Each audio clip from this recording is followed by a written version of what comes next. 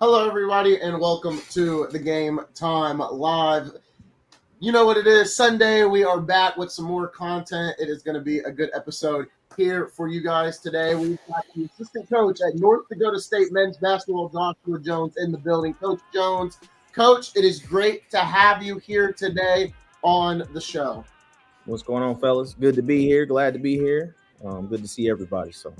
I'm excited to get into it, right? Because I think for me, right, when I think of North Dakota State, I think of the football program, right? Multiple FCS titles. So I'm excited to talk about the basketball program for sure. But, Coach, I want to start off with you, your background, what got you into coaching. So can you start with that? Yep, for sure, man. Obviously, growing up Indianapolis, basketball in Indiana is king. Grew up loving the sport. I actually loved football first, but hit a growth spurt about 7th, 8th grade and figured the basketball side was for me. And then just, again, playing in it, understanding the game, learning, playing in the mid-conference, going to college. Like I always in the back of my mind knew I wanted to be a coach. Just playing through my career and just it's always been the goal, the passion of mine. My father coached me since I was in 2nd and 3rd grade. So it's honestly just what I was born to do at this point. So it was never a thought for me to do anything else other than play basketball and then coach it or just be around it in some form or fashion, whether that's giving back or mentoring. I think I got a really good knack of being able to connect to the kids and help guide them through what life is as a young hooper to a middle school to high school to college and so on and so on. So it's been my passion for a very long time. So it was a natural growth for me. I'm going to start with Darrell, Ramon. Either of you guys can go. You guys know normally in the first couple minutes I edit the YouTube thumbnail and stuff like that. So I'll give you guys the floor and then I'll come back around. Okay, I'll go ahead and pick up like normal. So Coach, did a little bit of homework on the school and yourself. You've been coaching for Coach Richmond for the last 6 years, Yep. right? You're an Indianapolis kid. You came to North Dakota. Man. I think the only time we've ever heard the word North Dakota was we think about Santa Claus and the North Pole, right? So what took you to North Dakota, and how's your experience been in the 6 years of working under Coach Richmond? You're talking about 4 conference champions and 3 NCAA tournament bids. So talk a little bit about that. Yeah, man. So crazy enough, man, it started. So I worked for Indianapolis legend Billy Wright at Western Illinois, which at the time I worked there for 4 years, which was in the Summit League. So again, competing in the Summit League, playing in the Summit League, and like when you working at these schools for a certain amount of time and you compete against different people, you out recruiting against different people, you start to develop different relationships. And just through passing and people, speaking highly of me, Coach had an opportunity after Western Illinois. He had an opportunity open on his staff, reached out to Billy. Billy put the word in. So, again, it's all about who you know and what you do in your time when you're somewhere and how you impact people. And Billy put a good word in for me, and I interviewed, ended up getting the job. So, and then, again, like you said, been here for 6 years. And Coach Richmond has been nothing but great to me, my family. Fargo actually is a good place, man. People think North Dakota and think, you in the middle of nowhere, but we got a city, we got airport, malls, barbershops, you know what I'm saying? We got the whole nine. So, people don't understand that. So actually it's where we was at in Illinois was Macomb, Illinois. So that's like 3 stoplights.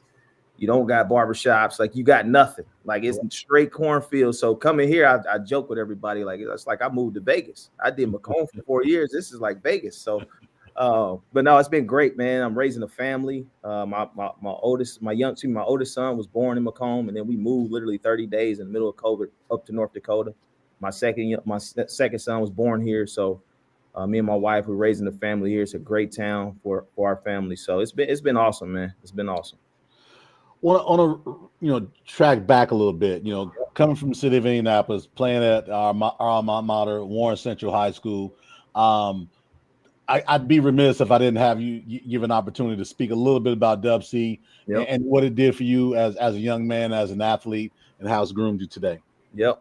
And it starts early. So I've been in Warren Township since the 3rd grade. So again, Hawthorne to Lakeside to Stony Brook to Warren. So I grew up on the east side in youth sports. And at that time, from just my era, like you had, the football classes in 06, 07. And then obviously basketball, like we were put together. You guys had Walter on last week. So obviously that's like my best friend growing up with him up close and personal with a phenom. So the East Side to me, man, taught me so much from a standpoint of how to compete. And again, that's just on our side of town. Fast forward, you get to Warren Central, you playing in the mid-conference. So running through the mid-conference at the time, that's Eric Gordon, that's Josh McRoberts. Like it's just absolutely loaded with talent. Jeff Teague across town at Pike, the Juwan Johnsons, the Etuan Moore. So just playing in the state, man, and playing with Warren, it just give you so much pride and it teach you how to compete, teach you how to survive. And I think that's the biggest thing, honestly, to me, that's helping me today as I continue to grow in this profession. It's a good deal. And speaking of the profession, right? Yep. There's been a lot of success at North Dakota State, University, right? What aspirations, before I tap into it now, what aspirations does Seth Jones have? Either A, get back in the state of Indiana and coach, yeah, be somebody's head coach, so we can talk that up as well. Yeah. I think it's all the above, man. Like, shoot, send me to Butler. I'll take over at Butler if they want me. They need some help over there, Josh. No, it's all the above, man. Like, I think in today's, man, like you can't put a cap on your dreams, man. You can do just about anything from anywhere, man. You just gotta have belief. You gotta have a passion about it. And I think right now, man, my biggest passion is just these kids. I think they need the mentorship. Like there's a lot of stuff changing right now in college athletics. Again, these kids are getting paid. How do they handle this money? How do they handle the expectations now that you're getting paid? You know what I'm saying? So there's just so many different things and so many different ways, man. And I'm open to them all. Obviously, a head coach is number one priority in that list. But obviously, growing in this profession, I love the development piece. I love scouting. I love evaluation. So I just love so many parts of this game, man. I'm open to just about any and everything. And then obviously coming home, you said it, like we all know home is, especially Indiana. Basketball in Indiana, there's no place you'd rather be. So that's always on the forefront of my mind. So. Nice. I like that. Love the answers. I'm gonna pass it on to my guy Ramon, Yep. who just yelled at us and said he didn't get our message, but I know. Hey, real quick before we go to that, Ramon, I want to give you and all your team at Butler, the class of 1991, some congratulations for making the Hall of Fame. So I want to go ahead and applaud you. It's the first time we've had you back since that announcement. So congrats on that. Man, right on, man. Hit on that before you get on Josh's question, because I don't want to hit his old humble stuff either. No, hell with that. Give us a minute worth of this stuff. 91. Let's have it. That 91 team, Butler University football was special. We were really good, really, really good. We didn't realize how good we were until 20, 30 years later. Mm-hmm. You're looking at 11, 12, 13 games, only giving up 9 touchdowns. We played ball. We were really good. I think what made us good or great and possibly the best football team in Butler history is that I was coming in as a freshman. Me and a group of freshmen, we were really, really good, and we weren't starters. We were backups. We got spot minutes, some important minutes, but they were still spot minutes. But there was no drop off. The team was good from one point to another, and that's what kind of made them us kind of special. The biggest and the best thing that I love about going into the hall with my boys is football, ultimate team sport.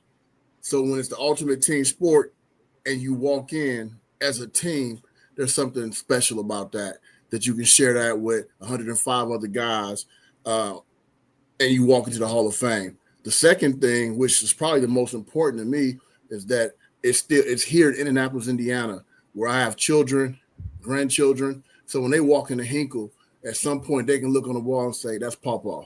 Yeah.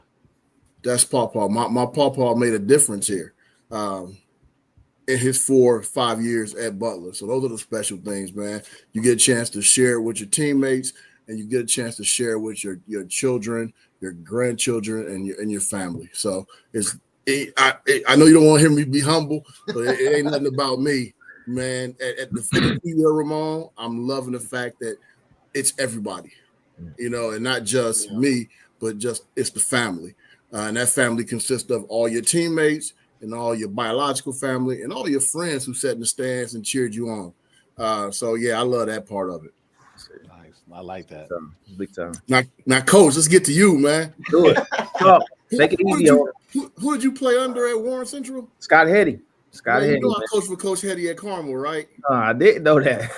So I coached for Coach Hetty at Carmel. Scott. I coached his sons, Sam. And Clayton in AAU basketball. That's how me and Coach Hetty got really cool. Yep. So it's crazy how all this is. And like you said, me and Coach Wright been knowing each other for a minute. Yep. So this is crazy. Yep. I used to babysit Clayton and Sam, man. So you already know. And then my cousin played at Warren, man. Travis Bugs. That's my guy. That's who I grew up under. That was my guy. That's my younger cousin, man. So we got all kind of connections, fam. Yep. He 06, I'm 08. I've been knowing Travis since middle school, going up, playing up with Dre Brock and Travis. Like that's who I patterned my game after. They was the 6'4" shooters. Yep. That was what I was trying to be. It went from Dre to Marcus and Travis. Marcus was Westmont, and then that was me. Yep. That was me. Yep. My question to you is, you way in North Dakota, right? Yep. Tell me about the process, the recruiting process, and how a kid from Indianapolis can get on y'all's radar. Yep. So obviously, I always got my ear to Indianapolis. But our thing out here is we try to always recruit obviously Midwest kids, and we try to do it within these 6 states that are closest to us. Because at the end of the day, just like everybody, you mentioned North Dakota, they like, you get the side out off rip. So we try not to waste too much time chasing a kid in North Carolina, right? There's a gazillion schools from here to North Carolina that's closer to mommy and daddy and grandma that, most likely more times than not that they'll try to go to. So we really try to target our region. And then it's about a fit, man. And I think, as a staff, I think I do a pretty good job of just trying to find kids that fit, man, that fit what coaches look. Because at the end of the day, to me, I think it's foul play for assistant coach to take a player because they like them, right? You want to set these kids up for success, man. Like, especially nowadays, it's so much invested. It's so much money. Like a kid finding the right fit out of high school could make them millions of dollars. You know what I'm saying? That's the name of the game these days. So like, I always try to do that. So just again, so kids in Indianapolis, and it's natural in Indianapolis, like you're going to come, and I tell coach all the time, kids from Indiana are going to come most likely ready to play right now. Because they're playing against talent their whole lives, and it's very well coached. Like I went to college, I became a captain my freshman year, kind of similar to what you said. I didn't really know I was that good at basketball. How could I be when there's a Gatorade Player of the Year in the league, 3 pros, my best friend's a phenom. So I'm just out here making it. I'm just out here competing. That's all I know. I know what's in front of me to compete. And then I get to college, and it's like the coach pulls me to the side, like, where you learn shell drill? I'm like, I've been doing that since 5th grade. I'm like, what? I know how to rotate. I know how to communicate. And I literally became like the funnel for my head coach in college. He's like, hey, man, like I'm struggling to get this message across. I need you to. So that's how I became. Again, that's probably where my real coaching brain really kicked in as a freshman in college. So, and I think that's just a testament to Indianapolis. So for Indianapolis kids, man, it's just playing the right way and competing. Leave the highlight tapes alone and just compete, man. Just compete what's in front of you, man. And I think kids from Indianapolis, they got a head start on a lot of kids across the country. I ain't gonna take no shots in no other states, but like again, evaluating talent, you can see who's being coached and who's been challenged and who knows how to compete in them environments when the lights come on. So that's a natural for the state of Indiana. Yeah, so that's a great answer, man. And great about that answer is truthful and it's honest, and you could tell.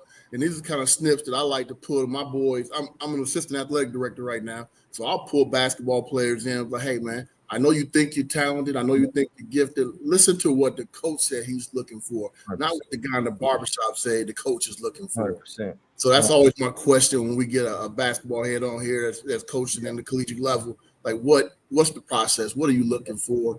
So these kids can have a leg up. Let me add on to that too. Like, especially in today, I want these kids to understand. Like, I watch, and I think I'm pretty good at evaluating. Right, when I'm watching a kid, I'm not counting your points at all. I'm watching the decision making. I'm watching the intent that you play with. Right, like, cause some kids, again, and this is the beauty of growing up in Indianapolis, I've seen dudes right now that we can look in the NBA. I've seen him at the youngest age. So I remember like what made him different at 6 years old, at 10 years old, at 13 years old. It's the intent that you play with, man. Are you attacking the defender in front of you, or are you just doing the move because you're bigger and better and can just jump, right? Are you making the right play? Are you doing it over and over? Are you manipulating the defense? Are you efficient when you shoot the ball? Are you on a bad team that you don't get the ball, but I can see the other elements that you can add to a program? Because more times than not, freshmen, we're not asking you to score. Out of high school, you're not coming to college to score. So the quicker you get on the floor, can you be a point guard? Can you rebound? Can you defend? How well does he play with others? Because that's what's going to get a freshman on the floor early. And then the scoring, everybody's going to get better at scoring. You're going to get stronger. You get more athletic. Your handle's going to get tired. Your shot's going to get better. It's those other things that give you that time, that leeway to develop on the floor. So.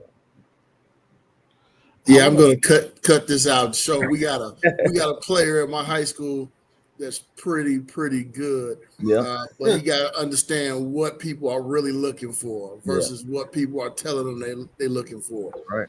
And you know what? To go off that, right? Every coach that I think we've had on here, and Darrell, Ramon, you guys could probably attest to this. They say that same thing all the time, right?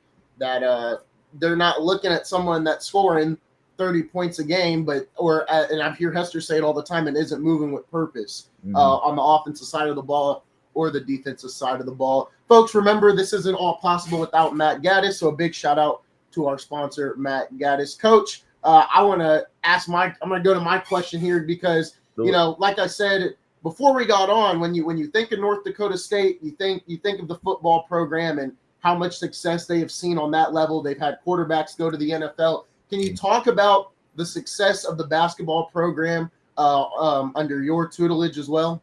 For people that may not know. Yep. So we play in the summer league, one bid league, but again, going on 6 seasons now. I believe 4 out of my 6 we've been to the conference championship. So talented kids. Grant Nelson played at Alabama. He was one of our kids. We had a kid last year, Jackson Moniz, in the G League. Countless kids that obviously left this place, and again, the nature of the beast, what it is today of college sports. But we have a lot of talent, and a lot of the talent we get comes underdeveloped or under recruited. This place right here is special, and that goes to, honestly, that's football too. Like we this department here, we take a lot of pride in development, and our resources are unbelievable to that. So. We bring in kids that want to buy in, that fit, that culture, that's tough and together, man. And we grow together. That's what it is. We always grow, and we always play our best basketball towards the end of the year. And we've been a testament to that since I've been here. So we haven't broke the mold and got to the championship since I've been here, but obviously the success prior to that, Coach Richmond's got multiple championships. Saul Phillips has some championships. Tim Mouse, who used to coach Nebraska, head coach of San Jose State, has championships here. Greg McDermott had a quick stop here. So there's a lot of basketball and success out here in Fargo, North Dakota. Yeah, for sure. I've been talking to my brothers, right? And one of them's a senior, and he's kind of going through the whole recruiting process and everything else to seniors that, maybe aren't being looked at and, feel like they've got that talent level. What would you recommend for them advice-wise, right? What would you say to them? Biggest thing is I think I said it earlier, find your fit. At the end of the day, again, the landscape of college basketball, I don't care what level you play at right now. If you go to a place you fit, where you play basketball, you get on the floor and you produce, you will be recruited again. In the past, it used to be the end all be all. Like your senior year, you got to get some more. Junior college is still a great option. Prep school is definitely an option. So you got different avenues, but at the end of the day, I just want kids to make sure they understand and they're told and guided the right way. Just find a fit, man. Find a fit. They'll find you. You'll get recruited. Like dudes get recruited every year now. It's no longer a high school thing. Every year you're in college, you're going to probably get recruited again if you enter the portal. So. Find a place that you're going to play, man. That's the most important thing. And then seniors, just be present. Don't worry about recruitment, man. Just be present. Have the best senior year you can have. Be a kid again. If I can go back to the East Side of 2008, I'll do it all over again, right? Enjoy yourself. Like break bread, just network. Like do all those things that people are ignoring because they're looking ahead. Yeah. Just present, man. And I think it'll all take care of itself, man. We got a great story if you got time. Go ahead. Yeah, you're all good. We got a great story of one of our kids. So I might have it a little dicey, but I think his junior year, he didn't play. He's a Florida kid, didn't play, got injured. His senior year, he played on a really good team. They had one or two guys, I think, that went pretty high level. So he was just the third guy, whatever. Dude got a partial scholarship to go to a JUCO in Florida. He's from Florida. Partial scholarship to go JUCO. Goes, plays 1 year there. Did solid. Finds out he's a qualifier, meaning he could go Division I. We recruit him literally like a 2-week recruiting process in the summer. We take him. He comes here. He plays 3 years here. And now he's at University of Virginia. You know what I'm saying? Like everybody's path. You cannot look over your shoulder and look at the next man's path, man. Like with this portal, with the way college athletics is, man, the opportunities are endless. And if you're not focused on what you're doing in the present, you're gonna miss out on a lot of stuff, right? So it's just, again, I can't say that enough. Like, don't look ahead, dude. Like, focus on now. Be the best version of yourself you can today, and just keep getting better. If you like that we'll find you. We'll find you. Yeah, no, that's what's being preached in my house right now for sure with the senior that we've got. Darrell, I will swing it back to you. Hey, two things. I want to get to Grant because I got some questions because obviously he was an Alabama player. Yep. But before that, Coach, you talked about the mixtape, thought process now. Yep. And I was talking to my youngest about that years ago, right? So talk a little bit about what you all think as coaches of these mixtapes, these like at the factory with Teague's place, right? Yep. Talk a little bit about how you all see those mixtape versions, because I really want to cut this up as well and send it to a lot of teenagers as well. Don't get me wrong, it's good to have some film, but I'm not recruiting you based on a mixtape. I'll give you a horror story of mine. When I first got into coaching, I had Division II. I was at Lincoln in Division II in Jeff City, Missouri, and budget's not the greatest. I don't think I passed my recruiting test yet, so I couldn't even go out on the road. Like, I'm fresh out of college, just trying to figure it out. And I pulled up this mixtape, and I'm like, man, this dude's 6'7". He this, he that. Oh, he's I'm falling for it. I'm all over it. And long story short, the kid went somewhere else, and I follow him. I want to see, was I right? Was I wrong? Dude was awful. Like, like 3-4 turnovers. I pull his film up to couldn't dribble. And I'm like, dude averaged 20. He got clips of, step backs, and like, dude couldn't go left. You know what I'm saying? So anybody can clip up some highlight moments right there. Yeah. And you can play again. I will say, when I do look at a highlight tape, I want to see who you're playing against. That's my point to Indiana earlier. It's like, I know where to look. Okay, I can see, oh, that was versus Lawrence North or North, because so I know the dynamics. You know the difference. You know the difference. Looking at that tape. Yeah. So you can understand, you can pick up some little things and some dynamics there, but man, them highlight tapes are a dime a dozen. I can show you my email right now. I probably got 3,000 highlight tapes in there. It's nothing, man. Real film. Real basketball is the way to go. Like, they're cool, they're cute. You can send the mommy, auntie, and all them. They can see their baby shining. It's great, but at the end of the day, man, it's not good. We don't need it.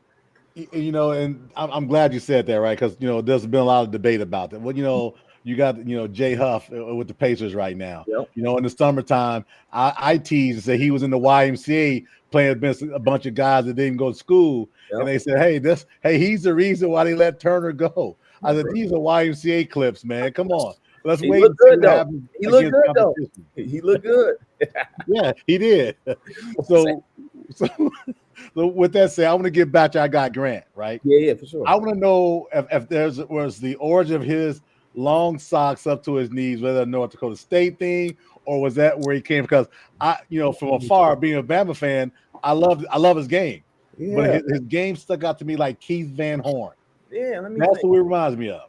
He didn't. So Grant didn't have the socks when he was here. So that was a Bama. He must have went down there and they must have told him Van Horn, and he pulled out the swag. But I'll tell you this about Grant Nelson. Grant Nelson, he's got swag. Like, he would always joke all the time. Like, he would do one of those flashy moves or something. That's high school Grant. That's backpack Grant. So like he he always had that in his game, man. And to see where I think when he went to Bama, they just really physically turned him up a little bit more, and his game just really took off. But man, he was special. Like we knew it from day one. So me and him came in at the same time. So he was already committed, but my first year was his freshman year. So we came in at the same time, and man, he was talented. He would flash. He's so fluid as an athlete. And then again, he to his testament, he just keeps working, keeps getting better and better. So I'm hoping big things, man. I'm hoping he cracks the roster out there in Brooklyn. Definitely, for sure. One more for me. I'm gonna get to the team itself towards the end. But we had, one of your, I guess somebody you're up in competition with on a couple of weeks ago, Corey Alford. Oh yeah, over Robert. So I want to know, because similar in age, not exactly, but similar in age. I want to know who would win one-on-one, you against Corey Alford. Oh, I gotta go myself all day. All day. Now he might be a little better shape than me, but hey, I'm like Paul Pierce now. I ain't skinny John, but I got Paul Pierce. A little step back. Yeah. He's because he listens to the show, watches the show, and when I was doing my work, I said, oh man, they're in the same conference. Mm-hmm. So when you have an opportunity when y'all play this season, let them know the fellas at Game Time. We're gonna put some money on this. We're gonna do a live. We're gonna do a live 1-on-1 to 5. Oh man, somebody gonna get hurt. Probably me. Like popping Achilles, man. You gonna have me on the little boot on the sideline, the little scooter on the sideline, man. No, it's good stuff though, man. It was a good good conversation with him as well, and it was a tie-in with Walt because Walt was looking to go out there. So all the just like when we first started, all of our conversations are tying in. There's a tie-in elsewhere, right? So good stuff there. I look forward to that for sure. I can't wait till that game comes. I'll have my popcorn ready watching that one. Yeah, no, they do a good job down there at Oral Roberts, man. It's a good place, man. So it'll be a fun game. I haven't got a chance to check them out. I did see some highlights they played, I think yesterday maybe. I went down and watched them a little bit, so I'll check them out at some point for sure. Yeah, that's their first win of that new coaching staff, Barnett and Alford. They posted some celebration videos of that. So congrats to our friends over there at Oral Roberts. Coach, obviously, we've talked about the transfer portal a lot already. In this one, as a coach, in the years, obviously you've kind of seen how the transfer portal has now affected sports and having to get used to that. How much of a change was it when the portal became a real thing for you, at learning how all that worked at the time? Man, and we got a great origin story with it too, because so I believe my second year is when it really took off here. Mm-hmm. We had a good team. Guys got the COVID year back, so guys had that extra year. It was the first time. So in our mind, we thinking like, man, we get our guys an extra year. We had just came off of making the championship game, and then you see your best players leave, right? So not gonna lie, it sucked to start. Everybody hated it. It was like a gut punch. But our mentality early on was that, okay, cool. Everybody's gonna go chase these transfers. We're gonna continue to do the right thing and recruit high school kids. So fast forward that next season, we brought in about 4 high school kids, I think, and they played a lot of minutes. 4 high school kids, maybe 1 or 2 transfers or something like that. In our first 2 games, we opened up with Arkansas the year they had Nick Smith. Musselman had the #1 recruiting class, and then our next game was Kansas. So like we went right off the rip.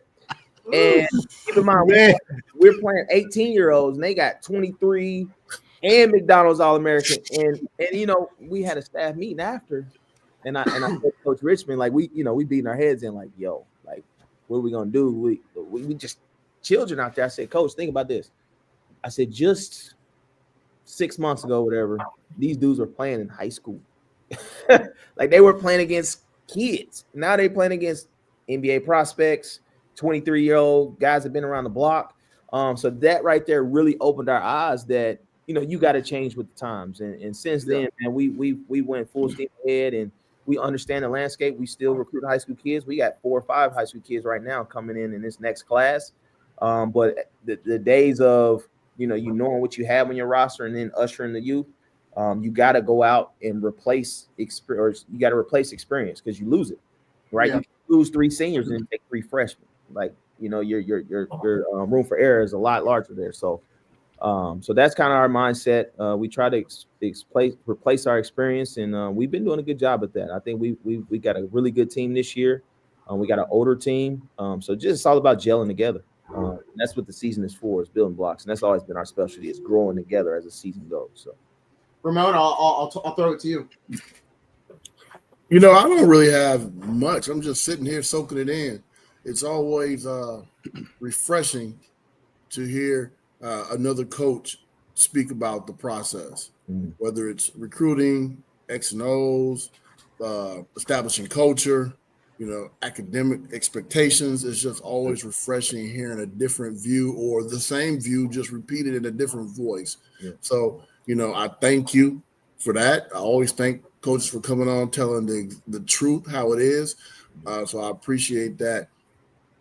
I do have a question though. Yep.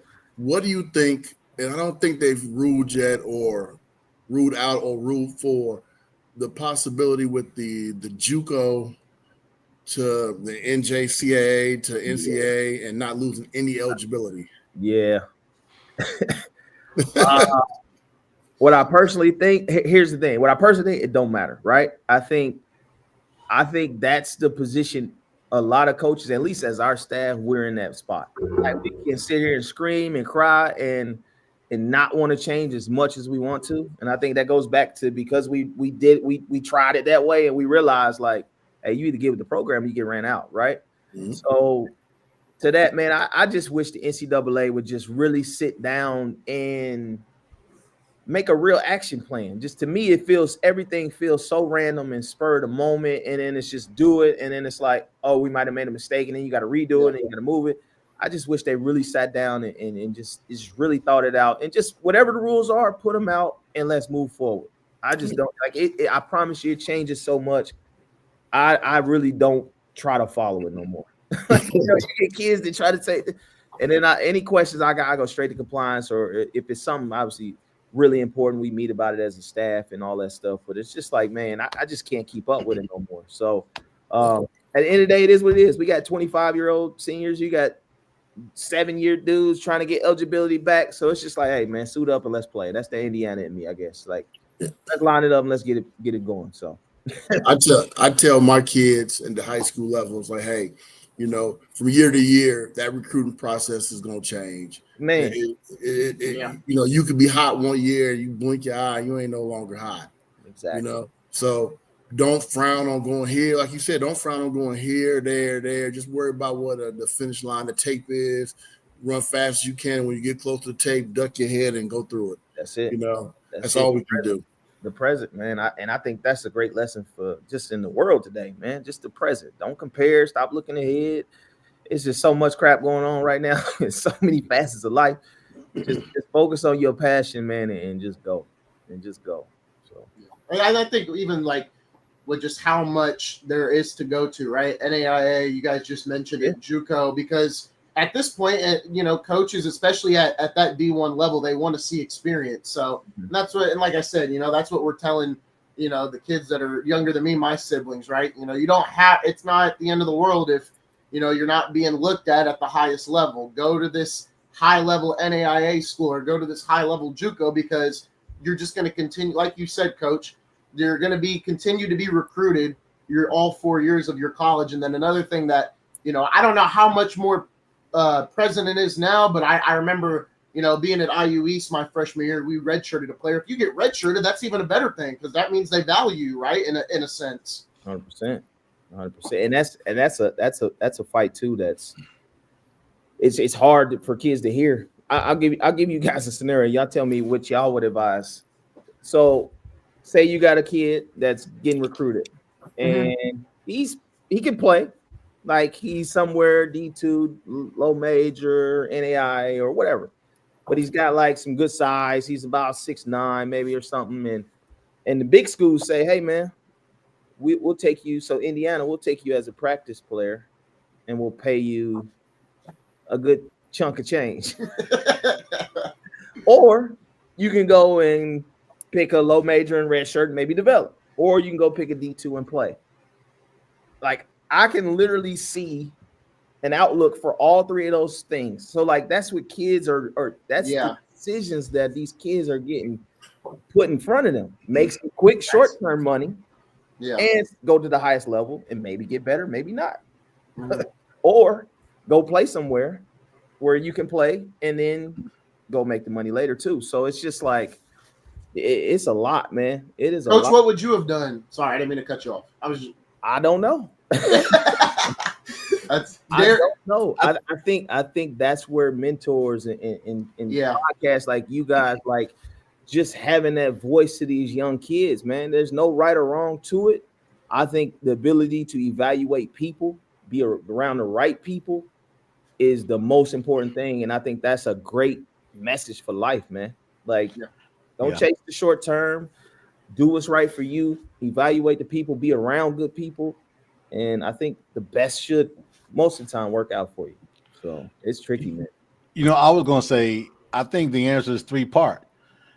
What's your age? How old are you? That's where your decision is going to be, right? Yep. So as you were saying that, I'm just thinking automatically, red shirt me, so I can get better behind the scenes and I can burst on the scenes when I come back. There you go. You know, as an example, the University of Nebraska in the 70s and 80s, even the early 90s, any recruit that came on board was immediately redshirted.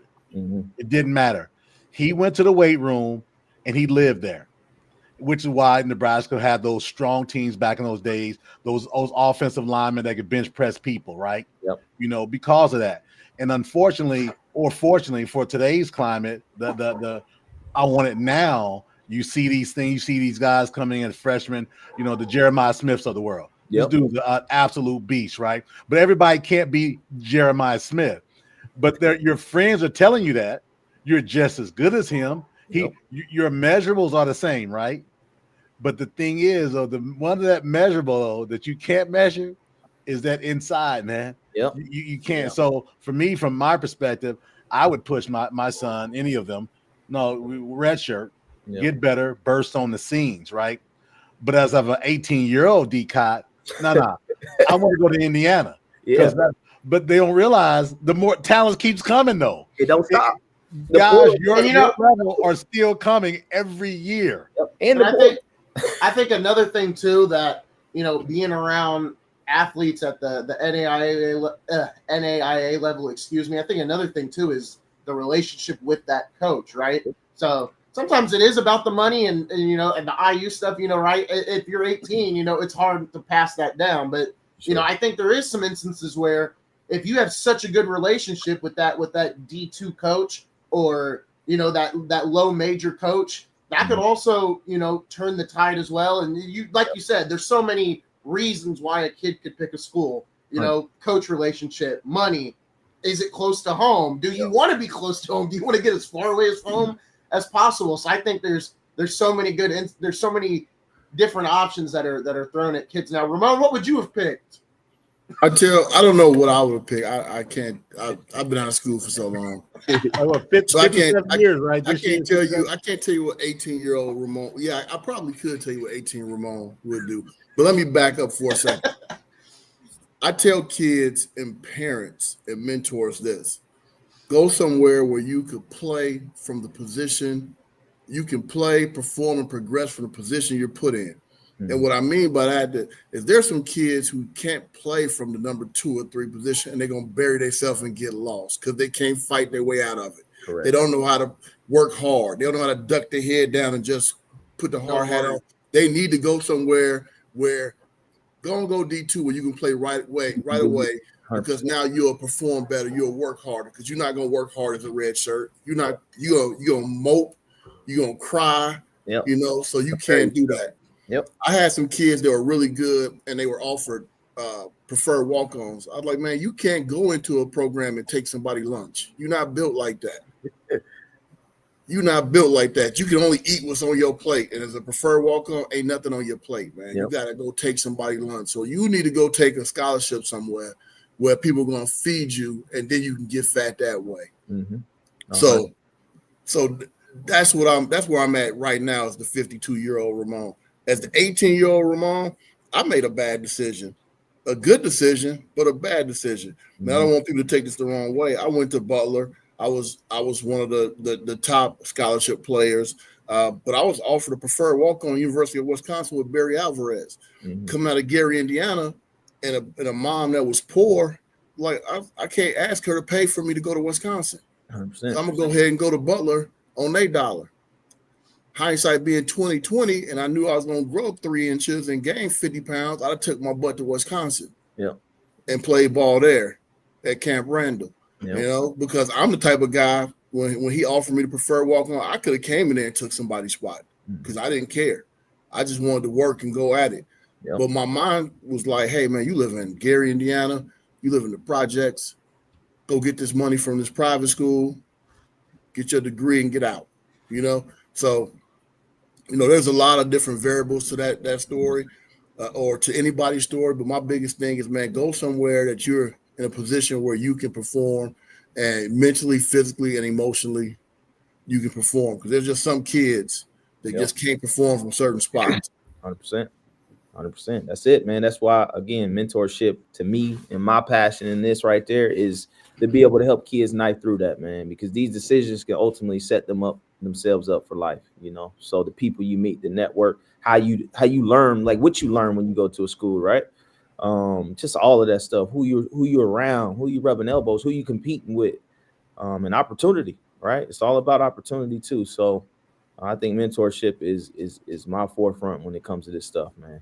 So I think one of the biggest things, and you probably know him, Bishop Smith. He just came to IU East and coaching there, and I think one of the biggest things right now that I think is making an impact on the high school level and even at the college level is I feel like there is a youth movement with coaching at the college level right now. And I think with Bishop coming into IU East, there is a bit of a culture change because Bishop's played under Hester for 4 years. So he knows how it is. He keeps it real. And I think having a younger coach, they know the mindset of someone at this level, especially right now.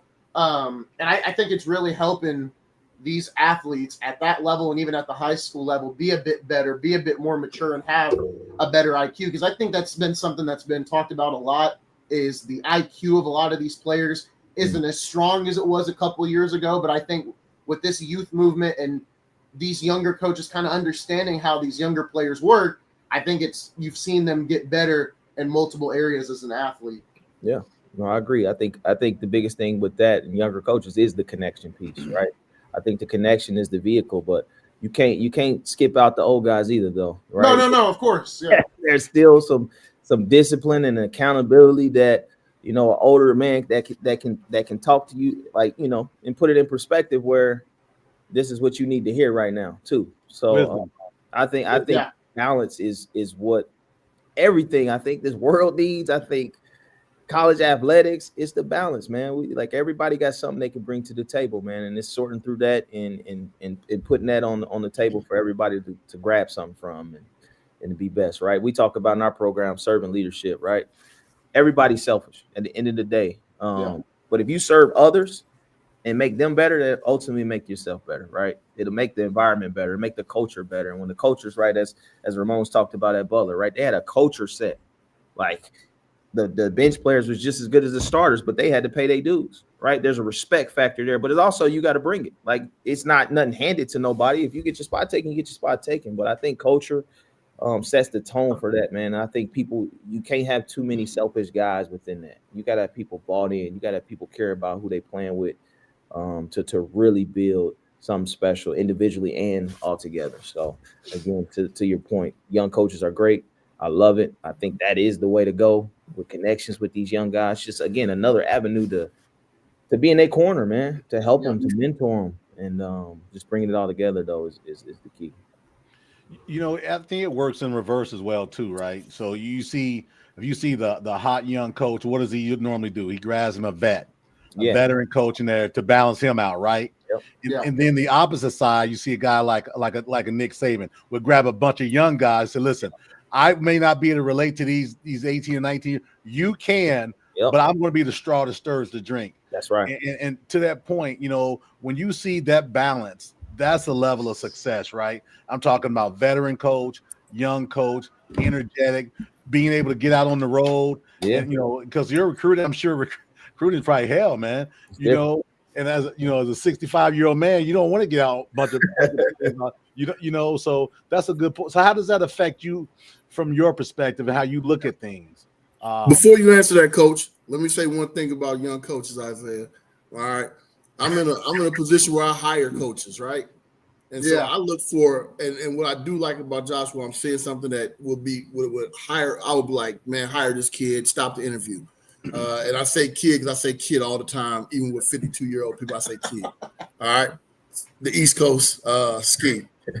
But young coach, old soul. Yeah. Young coach, old soul. Because you got a lot of young coaches with young souls. Like, man, you act too much like the kid, the coach. Yeah. Like you run around talk to the players. Hey, what up, twin? No, man, you're not the twin, man. You the boss. You the boss, man. You're not twin. So I don't want to hear that. Then again, you got them old coaches that be like, man, back in my day, like, look, man, nobody care about back in your day. Yeah. We passed your day, bro. You're no longer a player. You're a coach. Be a coach. That's right. So whether they're old or young, they got to understand their position. Yeah. Mm-hmm. Like, this is what your position is. This is what the expectation from your seat is. Mm-hmm. You know, we hired you to do what we do in your voice. You know, not to do what you do in your voice. Now, that's not going to work. So whether you're an old dog or a young dog, you got to understand that. Mm-hmm. You know, and what I do like about this whole interview, every time Coach spoke, he was like, he talks about, you know, his ability to get to the kid, his ability to coach, but how they do it in the framework of the head coach's program. Man, that's dope. 100%. You know, that's good stuff right there. Yep. Now y'all going back to doing what y'all doing. I'll piggyback. I'll tell you where I think I know personally, like playing in Indianapolis, that's like I didn't know I was that good at basketball. I just didn't. Like I never had an ego with, you know what I'm saying? I had a competitive spirit. And I knew what I had to do to be able to step on the floor with Walter Offit, or, we got North Central, we got Eric Gordon. I ain't about to outscore Eric Gordon. I ain't about to post it. He bigger than me, stronger than me, faster than me, shoot better than me. You know what I'm saying? So you got to check that real quick. And to the point of highlight tapes, I think that's what a lot of kids miss these days. They think my highlight tape is this. My stats say I'm this, but it's levels to all this.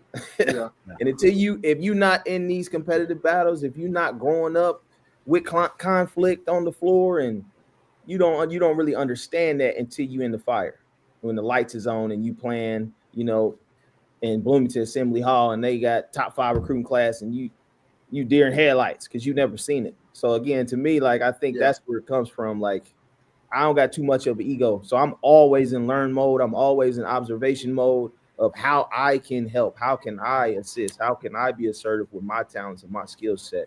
And again, I'm in the middle of both generations, right? You say you was 52, Ramon, I'm 35. So I still listen to all the same rap music. Like my players, they joke like, Coach, you old. I'm like, bro, all the rappers y'all listen to, they my age. Come out, like, you know. So those like, my classmates, right? Yeah, I'm still hip. And it's just about finding your voice and being authentic, man. And they respect that. They respect that. Like I don't try to be Bobby Knight. I try to do that. I try to be one of my old coaches in my first job. Keep in mind, 2 of my players are older than me. One of them could have maybe been my teammate. We almost committed to the same school out of high school after talking. I'm like, dang, how crazy is that? But dude was older than me, so I had to really learn how to get a message across and the right way to do it. And, you know, through trial and error. But I was thankful I learned that lesson pretty early on by being thrown in the fire like that. So it's just been authentic. So. You know, we've talked about a lot of things from the East Side to Dub C, the school. But I want to get to your school, right? You know, I did some work on Makai Strickland. Yep. I've seen his numbers, but I want to hear about him. He's your leading scorer. Yep. Talk a little bit about him and what makes him, you know, the lead guy on the team as it stands right now. And what has he learned since coming to Dakota and you know, kind of map him out a little bit? Yeah, man, he's a beast, and again, it's a very, very, very athletic kid. Like super bouncy, super twitchy. You get him in open space, he's gonna finish. If you miss it, he's so athletic, he's gonna grab it off the board and put it in. But he's shooting at a really good clip right now. Yeah. He came over from Western Michigan where he was a double-digit scorer. The MAC is a little higher league than us. So again, like I think what Markai did and just the type of kid that he came to the right fit. Like he had opportunities to probably go up a level and maybe play a role guy or whatever, but he came to a place where he felt like he fit.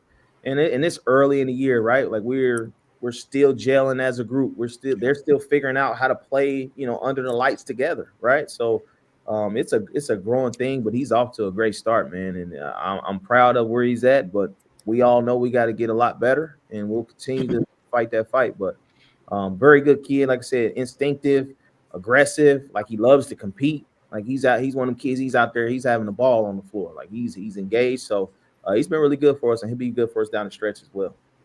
So what? So looks like you all play a three guard rotation, right? Yeah, play small. What's the driver behind that when you got people saying, man, you got to get some bigs in there, rebounding, et cetera, et cetera? Yeah. Crazy enough, man, we rebounding like crazy. These two teams we just played, we out rebounded them both, and they were all bigger than us. But I'll say this, like, if you look at our team last year, we played small. We were like the number one team in the country in three-point shooting. This team don't shoot it as well as last year's team, but we're aggressive, we're athletic, and we're really connected right now defensively. Guys got a real good understanding of what we're doing, and they're just flying around and competing. So, and I'll give you this nugget, like that at our level, that's kind of the way of the portal. Honestly, like our motto in the portal is just get good players. Yeah, like I don't have $5 million to go get the best center out there in the country, right? So you got what you got, and you got to figure out what you got, right? So if teams are able to, again, in bigger schools now, when they opt in, they can get up to 15 players now. They're grabbing practice players. The big schools is hoarding a lot of talent. So at the end of the day, like I said, there's no excuse to be made. You go and find good players, and then you figure it out as a coach and as a staff how to best put that together. So, and that's what we're doing. It's just kind of the way the cookie crumbled for us this year in the portal. But we are more than thrilled about the group we got. Like we are very deep. I promise we don't have a guy on scholarship like that. I don't mind playing big minutes. So it's been very competitive, and I think that's what we're kind of seeing with this group early is that they are hungry, they're competitive, they compete. We're pretty versatile and deep. So again, it's just as the season going on, just keep putting it together and mapping it out and gelling together. So. Yeah, I had to hit that because, we talk a lot about everything else except for maybe the team itself individually. And I want to give you an opportunity to kind of speak to it. A couple of two tough small losses off the top. Yeah. I'm sure they're learning from it, right? Early in the season, getting together. What's your message to 18, 19, 20-year-olds who start out 0-2, but you know damn well they're better than 0-2? What's your message? That's all about character, man. Like you can't fake character. If you rolling over after two losses or you rolling over the first sign of adversity, you got to look in the mirror. And that's one thing that we talk about. Like, what adversity have you guys been through? Like when you're recruiting kids, like you want to get to know them, even at the highest level. Like it's about competitors. It's about people who win. It's about people who've been through something. Like who are they on the day to day? And I think we do a good job on the front end and vetting that. So if I'm a younger kid, like again, the kids that are worrying after 0-2 and splintering and pointing the finger, them the guys probably worried about their stats and highlight tapes at the end of the day, right? Like focus on your passion, be present, and work at it. Ain't nothing wrong with fighting out of a hole. I'm sure everybody in life got to do it at some point. So that's the message, man. That's a life lesson. That's a basketball, football lesson, whatever. Like you can't crumble at the first sign of adversity. So just stay with it, stay present, and work on your game. Get better. Okay. Last thing for me, Indiana, right? Looked at the roster. I didn't see an Indiana kid. Yeah, man. So what do we three need to do on the GameTime Network podcast to get some kids from Indy up to go see Mr. Josh? We'll figure it out in due time. I think the landscape of it all, and it's a lot of good basketball. And here's the problem. So everybody recruits Indy. Everybody recruits Indiana too, right? So again, there's 1,000 MAC schools, there's 1,000 Valley schools, there's 1,000 Horizon schools, Big Ten, all of that. They come to the city and they recruit. So it's a challenge, but we'll get the right one when it's time. I say it all the time. I'm like, Indiana high school basketball is the equivalent of Texas high school football. I'm always saying that. Coach, my last question, and I think I asked Corey this, and I've asked the last couple of coaches this, on the offensive side of the ball. I think, being at practice at IU East and, just watching a bunch of stuff, how much in game time will you guys run sets, right? I know a lot of people, they're worked on a lot in practice, but, a lot of the time they're not used unless you just need a bucket. So for you guys, how much are sets used in a game day sense? Yeah, man. So that's actually a great question. Because again, we're 2 games in, so this might change in a week. You know? But I'll give you, like, last year our team, it was pretty much we play 5 out, and it's we call it organized randomness. Like, everybody, you can have 2 actions on this side of the floor. When it comes over here, you might decide to do this. We talk about reading the game, right? Reading what's in front of you. And that's what we play right now. So especially early in the year, we letting our guys play. We're letting them get a feel for each other, right? So like now me and Isaiah's in a 2-man game, and we done it so many times. I know what you're thinking. So when I'm dribbling at you, me and you, we on the same page, right? So, and that grows over time. But I think that's where we're at as a team. And actually, we've been getting, like, if you watch our film, like, we ain't shot it well. We shot it really bad these first 2 games. But we're getting good looks. They're starting to figure it out, and I think that's the biggest thing. But again, if you got a team that it's slower, or you need to get certain guys to spots, absolutely, you got to have those sets in your back pocket to get certain guys the ball in certain spots on the floor, especially when the game calls for it. So, and there's some good defenses out here, so you got to be prepared for that. So we'll work on that, but we don't put in a bunch during the week. So maybe 1 or 2, and we'll have them in our back pocket. They'll be reps, so they know it. But yeah. We do a good job of just playing. How much, because Corey Alford said it when he was on, there was one year at Huntington where the team was so young, he had to call a lot of sets and he had to call a lot of actions. Is that the same thing for you guys, where it depends on how much experience is on the floor as well? 100%. And then again, the difference is, like, maybe at Huntington, like you said, he was young, so they're high school kids, so they really don't quite have the database right now to understand what the defense is doing and what they're trying to do. So as a coach, you got to help them, right? So I think that's a sign of a good coach, that you can see that and have that flexibility. But we actually got older guys, so they've seen a lot. It's just the gelling process, right? So every situation, every team is different. We got 2 lead guards that's been here the last 2 years. They're really good. A lot of our offense runs through our bigs. He was here last year. So we got a good core that know, and it's just gelling it together. So we can kind of let them play through it, especially right now, because our defense has been really, really good. So especially when you get stops, you get a little more freedom on the other end, so we can kind of play through some things. But if you can't score and the coach has got to call everything, that's a stressful year right there. Long 40 minutes. That's a long. Hey, you can't get stops and you got to control it. That coach better have a playbook this thick, and then you got to execute, right? Yeah. So it's just so many things to that. So, Ramon, you got anything else? No, I'm just laughing at that, man, because on the football side of it, we talk about, like, if I don't got a guy who can take the top off this mug, I got to call the right play for 80 yards. Oh, man. And then you got to execute that right play for 80 yards. I want that one guy. If I call the right play, you can take it for 40 and we can dance. Yep. There you go. Coach, we're going to wrap up here in just a couple minutes, but I want to ask you, I know you're obviously busy with your season, but the NBA just kicked off, so I always want to ask, have you been watching, and who do you like so far? I'm a big NBA guy. Y'all got to get me on, talk some NBA. I'm up. Okay. Whoa. You and Isaiah can get together about 1 a.m. and y'all can have the We'll explain that off air, Coach. Don't worry. Yeah. No, Go ahead. We don't talk about the Lakers on here, so man,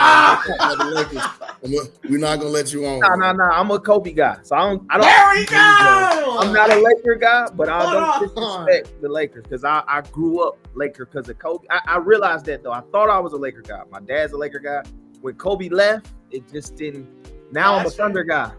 So okay. I've been fighting. So you jumping around, okay? I've been fighting with Darrell for a year. I was so mad they had to play the Pacers. Me and Darrell, we was at odds that whole series. Yeah, he's about Darrell Jr., y'all, not me. Okay. Yeah, Like I'm a Laker guy, but when that one guy joined the Lakers, man, I just can't be a Laker guy no more.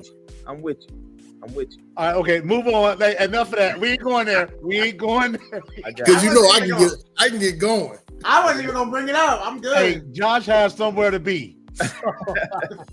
Well, folks, once again, I want to give a big thank you to Matt Gaddis at State Farm. A lot of this would not be possible without him. Coach, thank you for joining us here today. We very much do appreciate it. We'll be keeping up with your season, especially that Oral Roberts game. We will be tuning in for sure. But folks, that is going to do it. We will probably have another live stream tomorrow to recap NFL. But that's going to do it for us. We'll see you guys next time right here on the GameTime Podcast.